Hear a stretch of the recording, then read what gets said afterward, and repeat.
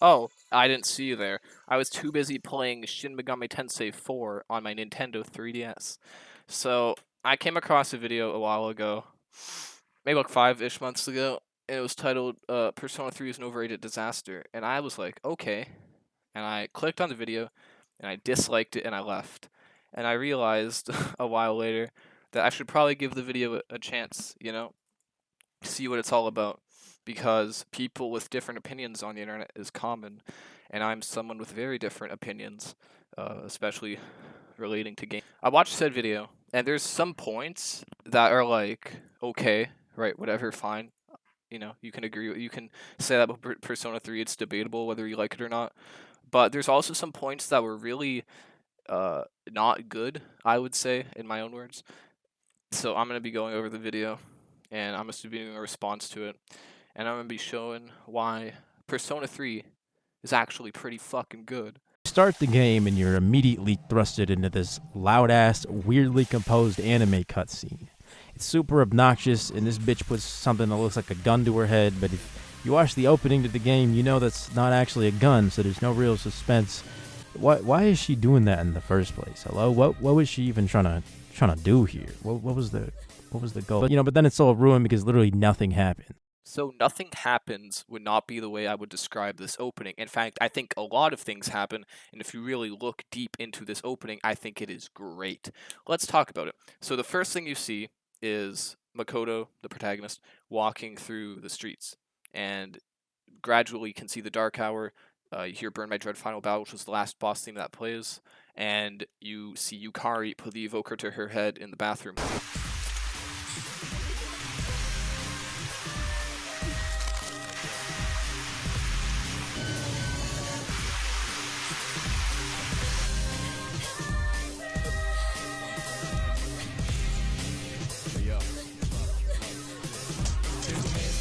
Now, this is very intense because even though he said you already know why she's putting the evoker to her head because you saw the intro doesn't really give away the suspense of this opening until after you've played through the game.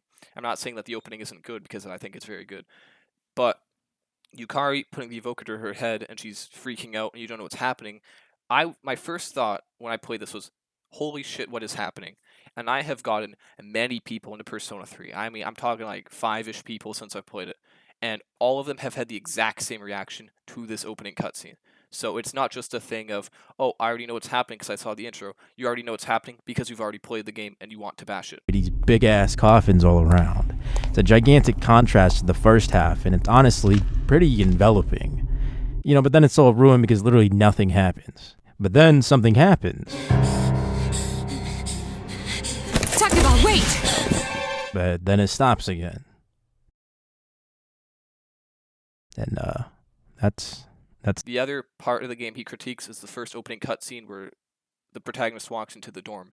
Now, you skip the part with Pharos, and Pharos having the conversation with the main character, which I think is really funny and a great scene, which is probably why you cut it out, because you want to make the game look bad. You're late. I've been waiting a long time for you.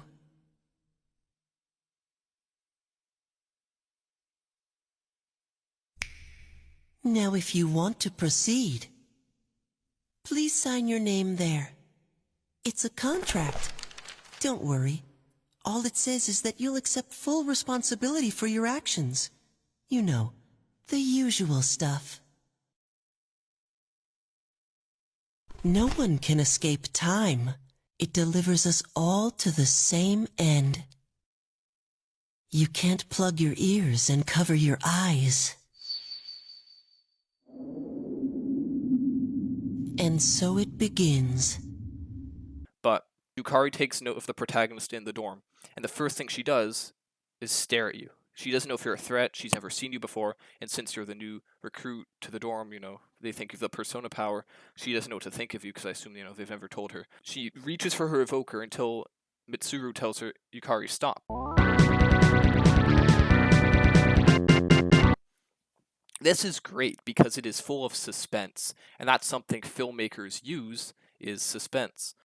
Now, being a filmmaker myself, because I took a class on this, and because I've made a few films before, we really studied great films that are full of tension, like Alfred Hitchcock films, Sixth Sense, you name it. And these really great films use this suspense in the air. You don't know what's going to happen next. And that's what Persona 3 uses as well, because you see this girl put a gun to her head and you're like, okay.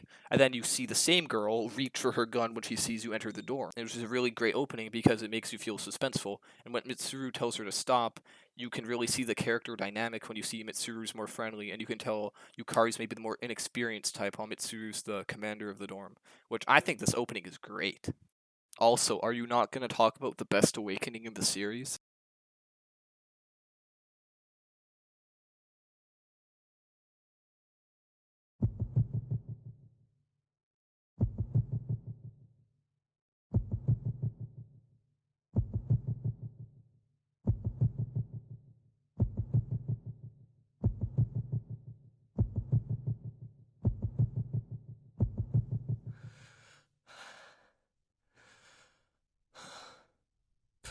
Persona.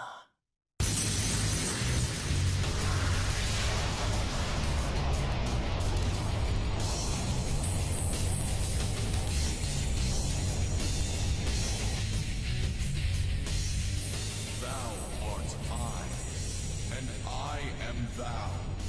From the sea of thy soul I cometh. I am Orpheus, master of strings. As we suspected.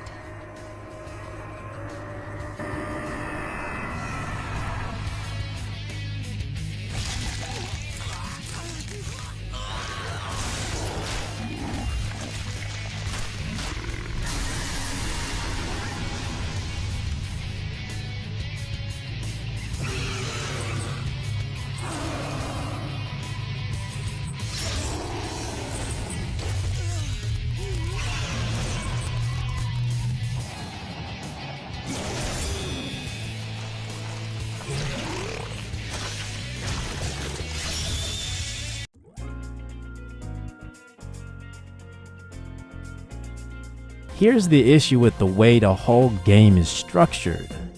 If big shadows that are integral to the plot only appear during a full moon, and you gotta play out every single day in the month, y'all already see the issue, right? The pacing in this game is practically non-existent, and you're basically forced to play out every day with no goal to tangibly look forward to narratively. So another complaint that's brought up in this video that's also kind of a misconception about Persona 3, depending on who you ask, is the fact that nothing happens in this game until blank, until summer, until November, whatever. To understand this, let's go forward to the new Persona games.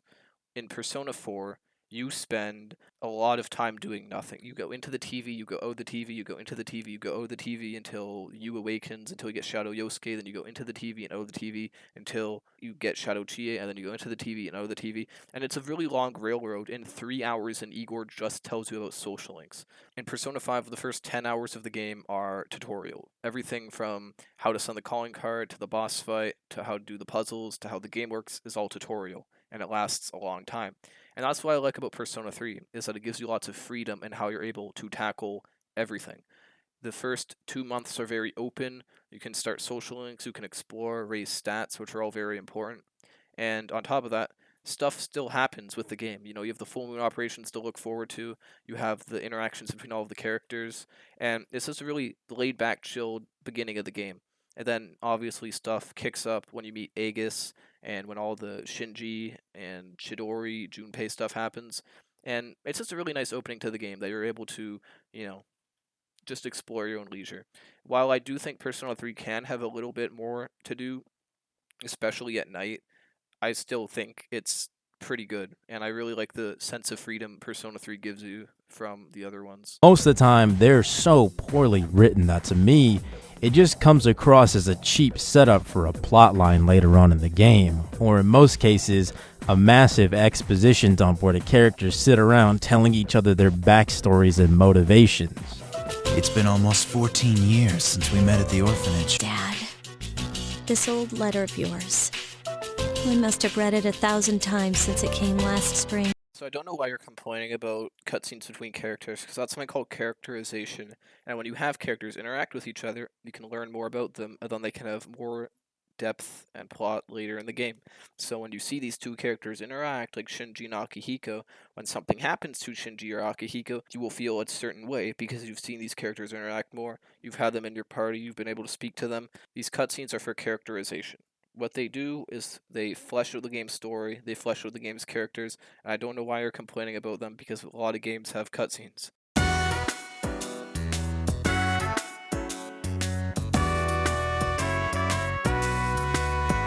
Any kind of suspense just deflates until you stop caring completely. You just can't, because everything in the game so far has been real disconnected.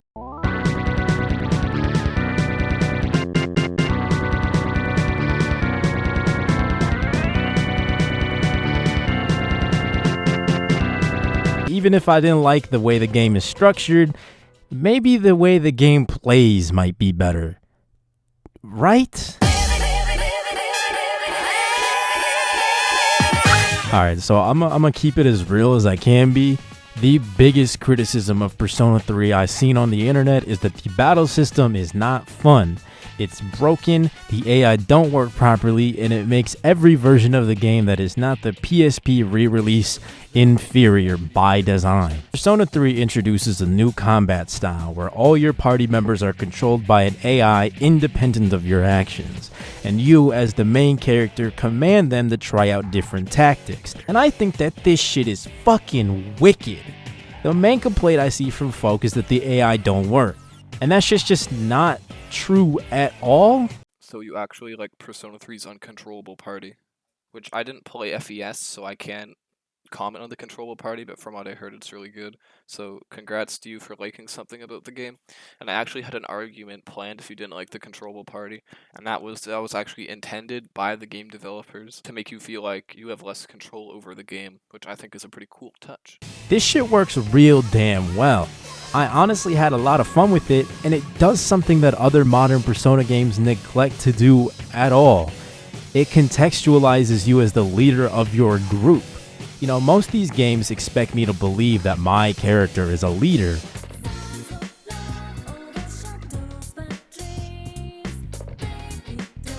And that's something that I can give this game without a shadow of a doubt. Yo, but if we're talking about anything that's outside of the tactic system though, yeah, this shit kind of sucks, bro. I'm sorry. Also introduced in this game is the new Once More battle system, where everybody got resistances and weaknesses. Hitting those weaknesses knocks down an enemy and gives you the opportunity to act again.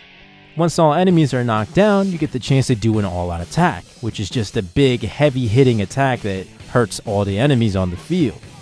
You know, it's cool for the first couple times, sure, but, you know, after a while, the monotony of it all really starts hitting about 10 hours, 5 hours into the game. So you didn't like the one more system, so we'll go play an SMT game where it has push turn.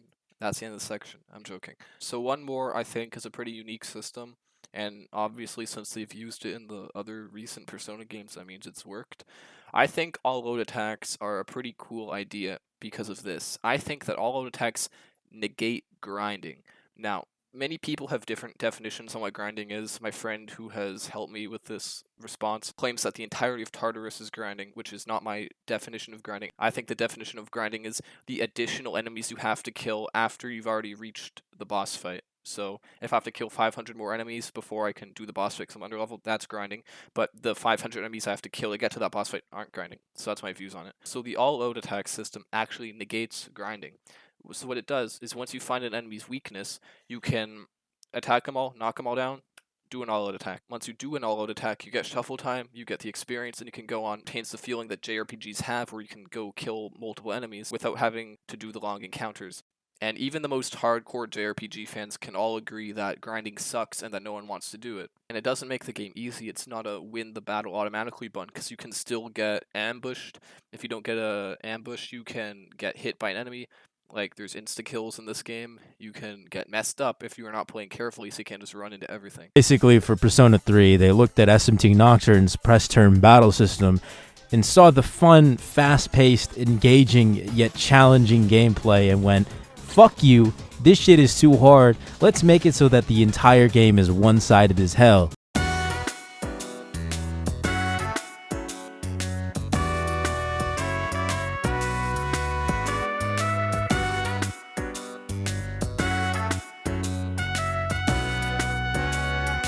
every block has a set number of mini-bosses that you fight when you climb higher up the tower. And most of these things are just a toss-up between an easy waste of time or a boss that basically says, fuck you kid, stop playing the game the way you want, have fun figuring out the optimal way to beat me, or just don't play at all. So the bosses in Persona 3 are kind of a hit or miss, which is something I'll agree with. Some are pretty hard, some are pretty difficult, but the ones that are pretty hard aren't that hard. And honestly, didn't you play Nocturne? Doesn't that game have a lot more difficult bosses? Shouldn't you be able to do this? Just use buffs, bro. It's not that hard. Another thing that you complained about that I thought was pretty funny, and when I saw this, I actually gave me the idea to make this video, was that you said some of the bosses require you to stop playing the way you want to, and then you have to use the strategy to beat the boss, which is scrub talk to me, which means you couldn't adapt so the boss kicked your ass, and instead of wanting to try something new, you did the same thing over and over and over and said, wow, this game is bad. So let's take two good games together and put them head to head. Metal Gear Solid 3 has a boss called the End, and now what the End does is you can take him down in many different ways, and that's the beauty of the boss. You can take him down with a sniper like how the game is intended, you can CQC him if you're skilled enough, you can set the time on your console forward so he dies of old age, which is great. However, some approaches have more high chance of success than other approaches. For example, if you run at him with a shotgun, you're probably not going to do very good. And that's the same thing with Persona 3. I was fighting a floor boss, I forgot which one it was, but it was one that charms everybody in your party, and I had so much trouble with this. And I realized, how can I get around this boss that wants me to kind of play to its playstyle, you know? How do I adapt to this boss? I had a persona that had a heart item that allowed me to get an accessory that dispelled charm. So when the boss charmed everyone, I wouldn't get charmed. So I could uncharm Yukari, who would uncharm Mitsuru and Akihiko, and then I was able to do the boss using my strategy of not being charmed and then uncharming everyone, which is a pretty cool strategy, and it's how I beat the boss, by adapting to it. And the same thing can be said about the final boss, Nyx's avatar, where every time they do the Arcana change, their properties change, and sometimes you have to protect different party members, sometimes you have to change your persona because you're weak. If you're using Cert, who has fire skills, you'll have to change from Cert because they block fire, and it's a really great final boss. It kind of keeps you on your toes. Additionally, another thing you have to know about Nyx is that debuffs work half the time on them, so you should stray away from debuffs and just work on buffing your party, which is another strategy that you'll have to take into going to the final boss. But that's too hard or something.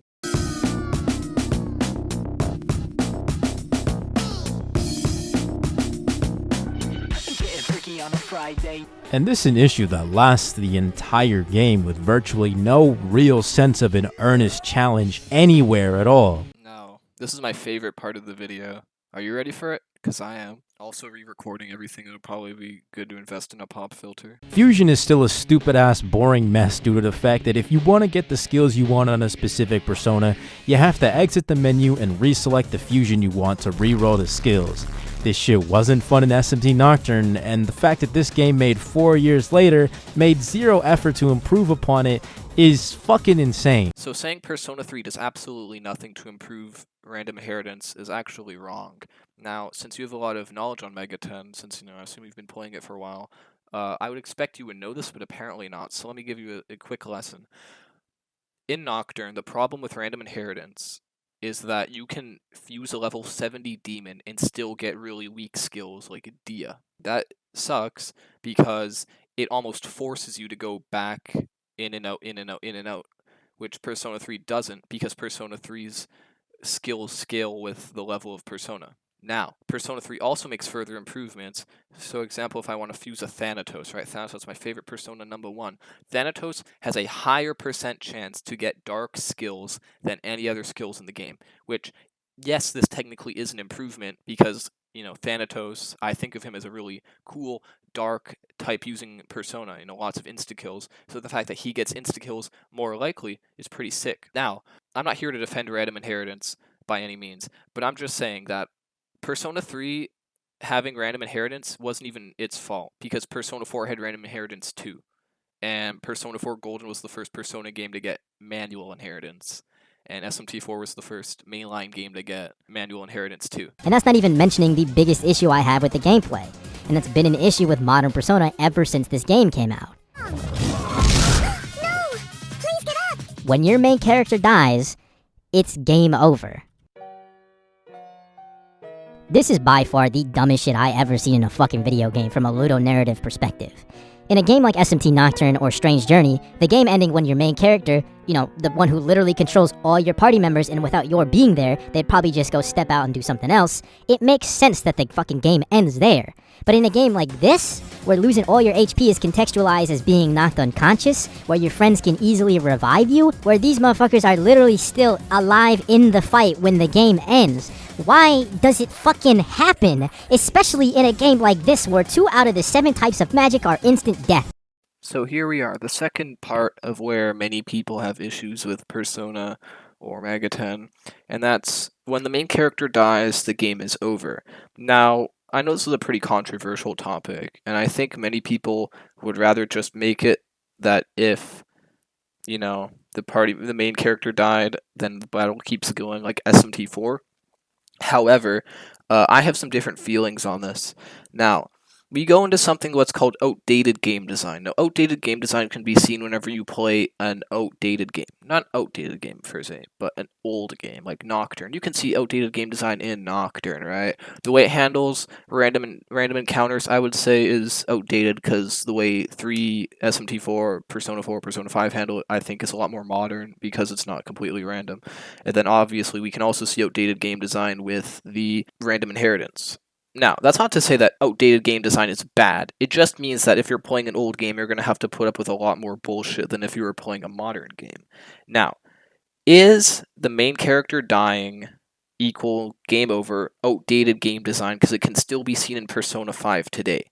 Now, I can't really say, because in Persona 6, if that happens, it's still game over, then it's here to stay. However, in Persona 6, if the main character dies, people can revive him, then, Persona 4, 5, and 3 would have outdated game design. Now, I'm not here to tell you why your AI teammates can't revive you, because, ask Atlas, I didn't make the game. However, it's a good lesson to learn early on, because you do learn it early on. When you get killed, like level 6, and your main character dies and it's game over, you're like, wow, that was unfair. I better not let it happen again, and you make sure to not let it happen again. And every single person who've ever gone to Persona, like I said, has had their main character die, think, what the hell? That's unfair and stupid. That sucks. And then, oh, okay, I just have to prioritize my main character, and then they were fine with it for the most part. Now, even in games like Shin Megami Tensei 4, when your main character dies, the battle still goes on with the demons, which technically means, why can't the demons in Nocturne still fight without you? Right? Doesn't make sense. However, whenever my main character dies in SMT4, I just find myself restarting anyways, because I'm a little bit after Medusa at the current time I'm playing, and when I started this video it was before Minotaur, so by the time I've done this video I should be way before where I say I am right now. But I just think that if my main character dies, I can't use items, I can't use all my inherited spells. I think it's just easier if I just close my 3DS and turn it back on.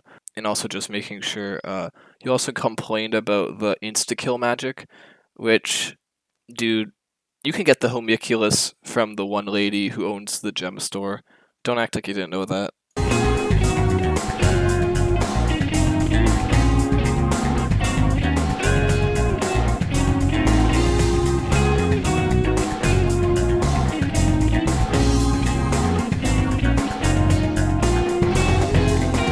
Shit like a mix of jazz and hip-hop and techno and classical music and pop, featuring vocals from Yumi Kawamura and the biggest fucking cornball rapper I ever seen in my entire life, Lotus Juice. I'm a spiritual liberty.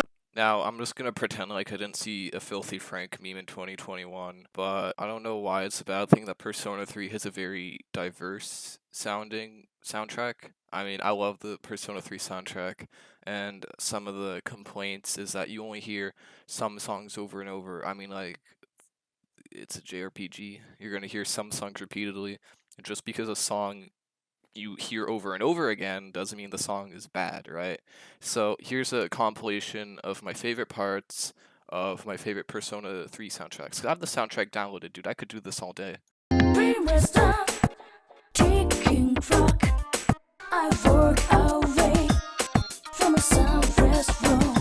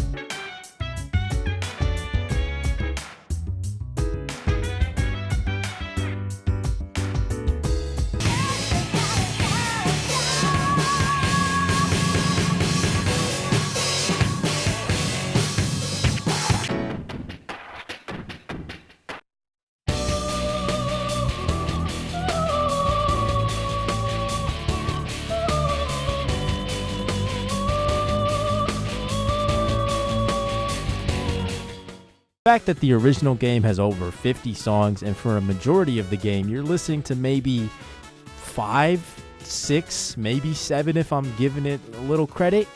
It's insane. And on top of the fact that this game's calendar system makes you play out every single day in the year, it lacks variety, and the shit gets real grating and adds on to that feeling of monotony and the lack of progression I was talking about before. Except that a lot of the songs change throughout the game. For example, there's 2 school themes. You have Changing of the Seasons and whatever the other one is. You have multiple overall themes, especially towards the end of the game. And the Tartarus theme changes, but we'll get into that later. So there is a sense of progression. I just don't know if you played with sound off or something. My favorite things about any Megami Tensei game, Persona or SMT, is just how every single game greets you with a wide and vibrant soundtrack with a very clear direction that serves to enrich the world you're in.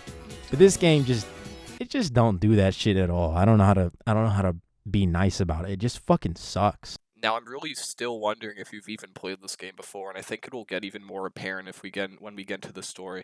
Now, Persona 3 does have a distinct soundtrack, which is rap. That's how I would describe Persona 3 with Lotus Juice. Persona 4, maybe has a bit of... I'd say Persona 4 is pretty poppy, Your Affection, whatever the other songs. I can't think of anything off the top of my head right now. And then Persona 5, I think, is a lot more jazzy, right? With Whims of Fate and Last Surprise, whatever. Now, yes, it does have a very distinct theme. And now I love Megami Tensei games also for having very distinct themes. I've been using Megami Tensei music in this fucking video, right? Raidou versus the Soulless Army, I love that game, and I love its soundtrack. I've been using it all the time. Strange Journey has a really great soundtrack where at first I didn't really like it, but then it feels so epic, it feels like a movie, and that's what's really awesome. Now, I think that Persona 3 is also like this as well, because some of that songs in this game just get me so pumped up, and with the vocals and the lyrics and the rap, it's awesome.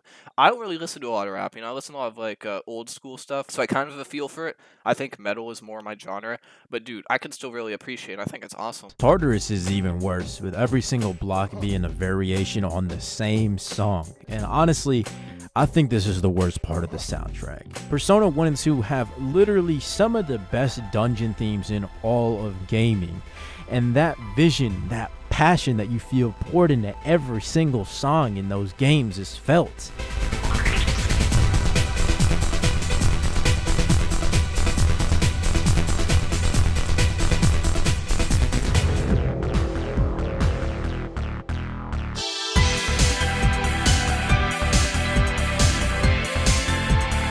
Can't say the same shit about this game because the entire time it's just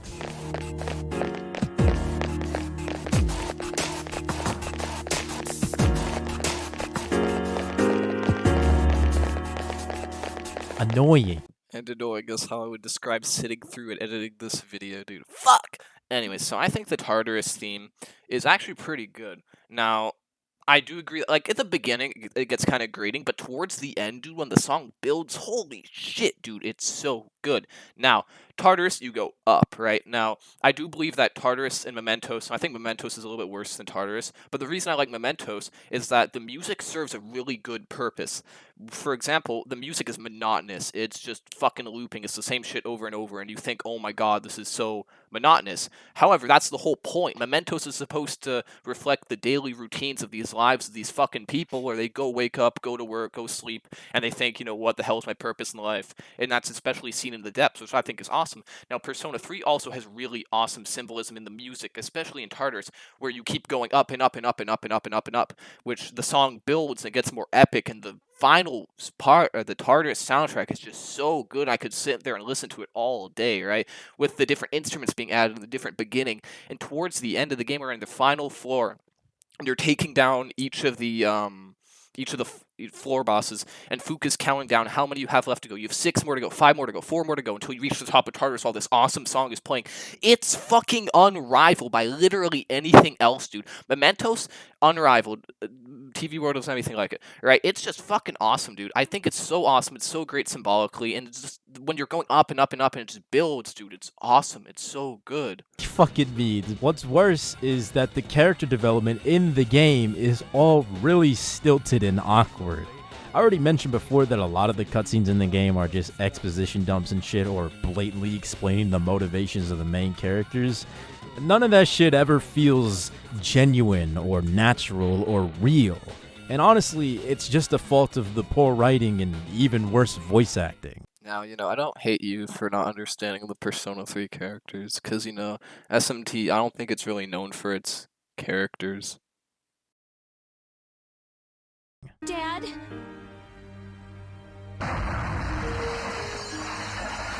Dad? Daddy? Oh my god, he's fucking dead. No, I don't even have to explain it, because if anyone's played this game, they know this scene, they know the Akihiko scene, they all know it's fucking good. And I think the voice acting in 3 is really good as well. Like Elizabeth, I love Elizabeth's voice actor. Akihiko is probably some of my favorite lines. Junpei, all these characters, dude, they're fucking hilarious, dude. Fucking funny, great voices, they fit the character. The only character I think that sucks ass voice acting wise in this game is Fuka. You could just brought up Fuka, and my entire point would have been fucking destroyed. You got characters like Junpei, who got the issue of being a real good character with a really good voice actor, but they're too busy being the butt end of every joke that their development just comes and goes whenever the plot needs it. You got this great arc where he's initially spiteful of your protagonist because you're assigned leader over him, and that feeds into his inferiority complex that's caused by family troubles that aren't really brought up until late into the game, which is something that seems to just get resolved out of nowhere. But then it gets brought up again literal months later, and I'm like... And that right there, ladies and gentlemen, is the problem with this video. SimplyDad doesn't know how to understand characters, he doesn't know how to understand story, doesn't know how to analyze them, whatever, dude. I could just have uploaded this clip, and this would probably done the exact same justice that I've been doing for the past 3 months editing this video. And honestly, I should just stop listening to the rest of the video, and I should just go edit my own shit and talk about how I love all the characters in the story, because honestly, everything past said this point just doesn't even matter anymore. Junpei got it rough, man. A lot of people like to praise his relationship that's developed with Chidori throughout the plot, which I could kind of see the praise for, since the idea of a party member developing a relationship outside the cast that they can bounce off of is something that we don't see at all in modern Persona. But when you look back and realize that the whole crux of their story happens in literally 4 cutscenes of them awkwardly talking to each other with that staple awkward dialogue... It's no big deal. I only draw because I like to. Oh, yeah? Still, I'd like to see it when you're done, okay? But then this bitch literally kidnaps him and tries to force him into canceling y'all's operation. And we supposed to believe both of them still got any kind of feelings for each other? Except that we already know that Junpei is like a pervert and a simp, and he talks a lot about women, so that's why he probably sticks around Chidori. And it's explained a lot earlier in the game, that's one of his personality traits. Secondly, it's explained that they have feelings for each other, and that's in the movies as well. But I still think that even without the movies, that the relationship is still pretty good. The game kind of does this where it shoves these deep and sad moments in front of your face and expects you to feel some type of way about it, but these things just aren't done real well at all. And again, the shitty voice acting and writing don't really help. Dude, I don't even have to explain this, honestly. If you've played Persona 3, you already know how deep and impactful and great these scenes are. The Akihiko one is my favorite in the whole game, right? It just has such a strong resolution of Akihiko being like, dude, it's all about the victory and who's getting laid up. I gotta fucking beat up these shadows. When you first get them in your party, I remember I was like, oh, Akihiko, I'll try him out. And he beats like this shadow up with boxing gloves. I'm like, dude, okay, he's in my party the rest of the game. And then, because he's always like this, he's like, I fucking love fighting, dude. I gotta fight. I gotta be tough. That leads to his friend dying. He realizes, it's not about the fight, but it's more about letting go of the past and getting stronger and protecting those around you. A lot of the female characters don't feel like shit either. Like, Yukari exists to flesh out Mitsuru's character, and even then her character is a pretty basic, I want to atone for the actions of the people before me, which is literally the same as Yukari's character arc, except Yukari hates her parents. And then she doesn't hate her parents.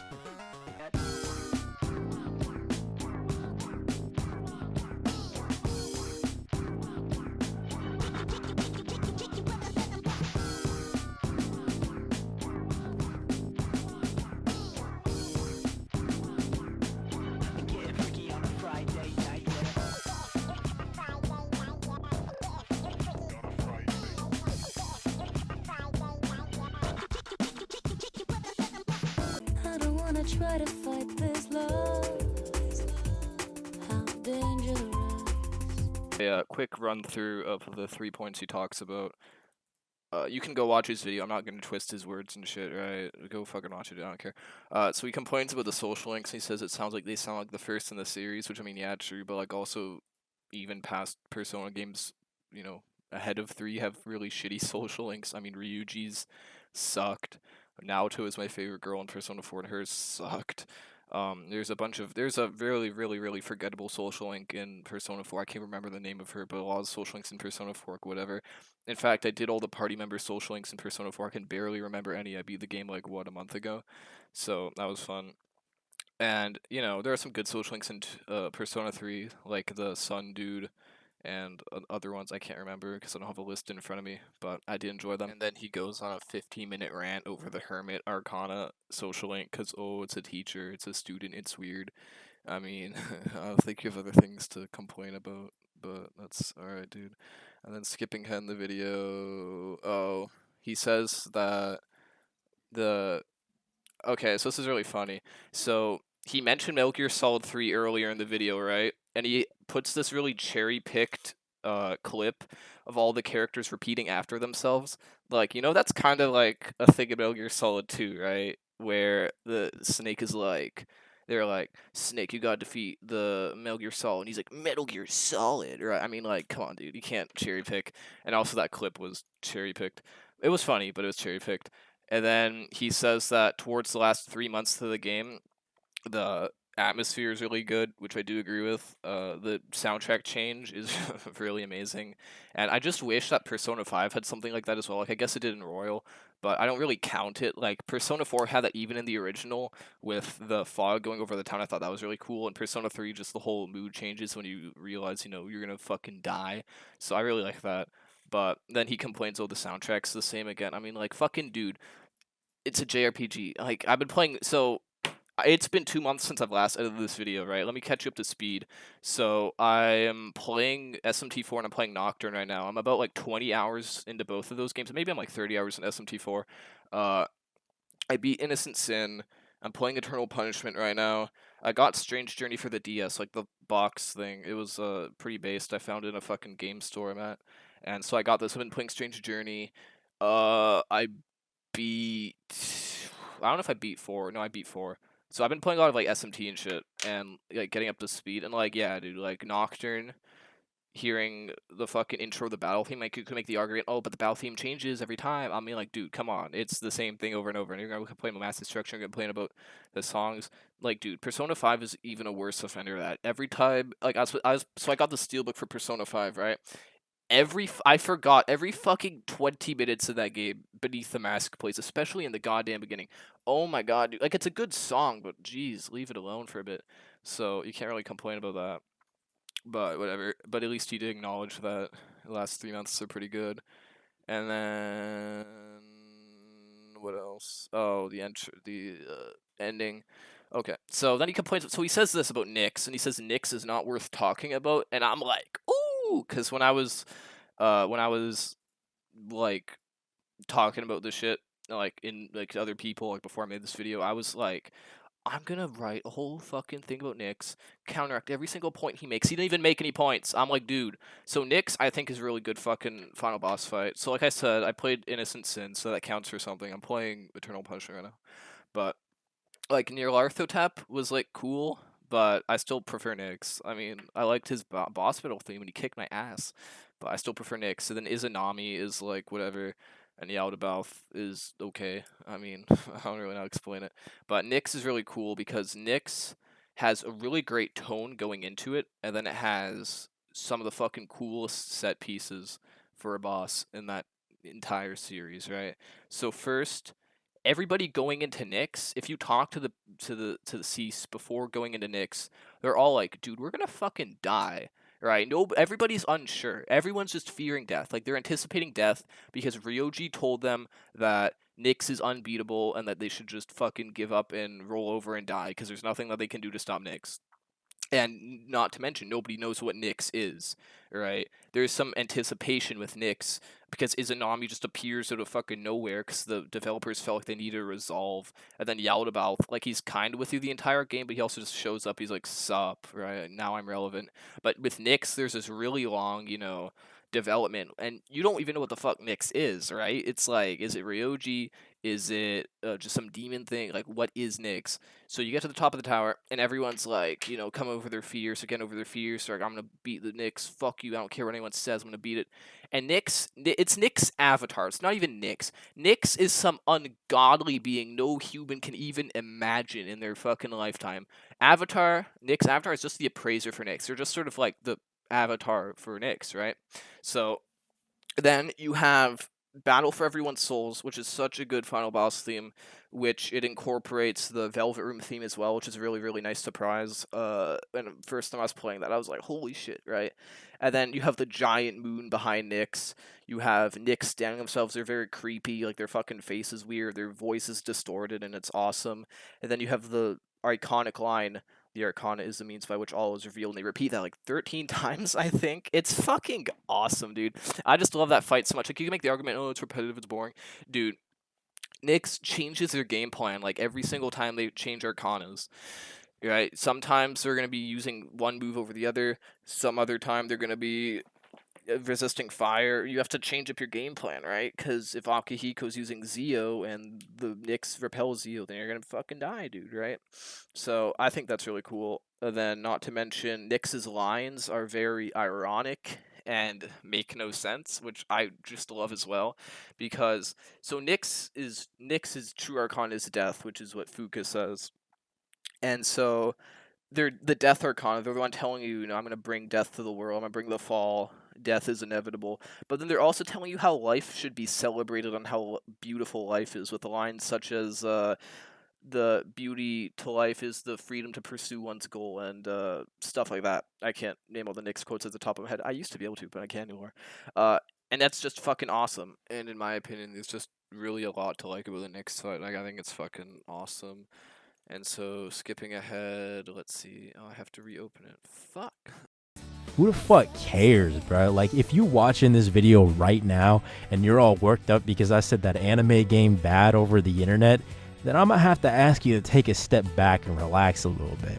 No, dude, I think you're the one mad. But now, every for fuck's JRPG sake, wants the to be 40-minute Persona long with their video social of some sim game you mechanics hate, and anime girl dating sim because type it's shit. mad to me. I mean, some games I fucking despise, like, I literally cannot stand. Like, No, you if put them I in can front of me, pull I up wanna and talk fucking shit about one of the myself, most like, universally Dishonored loved games amongst Megami Tensei the worst fans, game I've ever because played in I my didn't life, or personally Watch enjoy it, Dogs, then you or shouldn't be fucking, scared to talk your talk Payday about 2, any of these games that right? you I like don't or give a shit about dislike. those games. I play Just, them, they suck, and I'm like, you know, whatever, right? make sure I y'all give up actually on them. I play don't them care. first, though. And his argument for like the next 15 minutes is like, oh, but I challenge Atlas because I want to see Atlas do better things than Persona. And it's like, you're fucking making a video on the internet about some JRPG that came out 2006. Like, Atlas doesn't fucking care. Especially when they've been doing the same shit for like the next 2 entries in the series. I mean, like, fuck, what are you doing? But yeah. Right, I don't give those games I hate the light of day. I mean, honestly, like, I could make a whole ass video on why Watch Dogs sucks, right? Whether it be the crappy driving, the shitty story, the uninspired graphics, the bugs, the fact that it's GTA clone, right? The fact that it lied on the E3 presentation. I could say all that, but, like, why would I, dude? Why wouldn't I talk about a game I find fucking cool, right? Like, Hotline Miami. That game's fucking awesome. Go play Hotline Miami, right? Shit.